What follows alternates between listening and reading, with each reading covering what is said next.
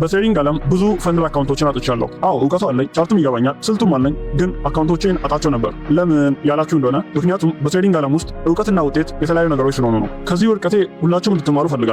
ምንም ያህል ፒኤችዲ ቢኖራችሁ ገበያው እናንተ ባሰባችሁበት መንገድ የመሄድ ግዴታ የለበትም። እውቀት የሚሰጣችሁ እድልን ወይም ፕሮባቢሊቲን እንጂ ዋስትናን ወይም ጋራንቲ አይደለም። አንድ በጣም ጎበዝ ዋናተኛ የባህር ማዕበል ሊወስደው ይችላል። ዋና መቻሉ ከማዕበሉ አያድነውም። ማዕበሉን አክብሮ ካልሸሸ ይጠፋል። እኔም በእነዚያ ጊዜያት ገበያው የፈጠረውን ማዕበል በእውቀቴ ለመገዳደር ሞክሬ ነበር። ሳይኮሎጂካል ጋፕ እንደደረሰብኝ ያወቅኩት አንደኛው አካውንቴ ሲፈነዳ ነበር። ከዛ ሁለተኛውን አካውንቴን ለማዳን የማረጋው ጥረት እልህ ውስጥ ከተተኝ። ይሄ ደግሞ ሪቬንጅ ትሬድ ወይም የበቀል ትሬድ እንዳደርግ አእምሮዬን ይቆጣጠረዋል። እውቀቴ አትግባ ቢለኝም ስሜቴ ግን ይህንን ካላስመለስክ ይለኛል። በዚያ ሰዓት እውቀቴ ረዳት የለው እስረኛ ይሆናል። የፈንድ አካውንት ትልቁ ፈተና የገንዘብ ማነስ ሳይሆን የህጉ ጥብቀት ነው። $50,000 ፈንድ አካውንት ቢኖራችሁ ልትከስሩት የምትችሉት $2,500 ወይም 5% ብቻ ነው በቀን። ይህ ማለት እናንተ እየነገራችሁ ያላችሁት $50,000 ሳይሆን $2,500 ብቻ ነው ማለት ነው። እውቀታችሁ ይህንን የጠበበ መስመር ወይም ማርጂን ኢረር ካልተረዳው አካውንታችሁን ማጣት ቀላል ነው። አካውንት ብሎ ማድረግ የውድቀት ማሳያ አይደለም። ትሬዲንግን በቁም ነገር የያዘ ሰው ሁሉ ይህንን መራር ጽዋ ቀምሷል። ዋናው ቁም ነገር ለምን ጠፋ ብሎ መጠየቅና ስህተትን ማረም ነው። ተከታታይ ኪሳራ ሲገጥማችሁ እውቀታችሁ ስለጠፋ ሳይሆን አእምሯችሁ ስለደከመ ነው። ስለዚህ አዲስ ሞዴል፣ አዲስ ስትራቴጂ ለመማር ከመሞከርና የዩቲዩብ ቪዲዮዎችን ከማገላበጡ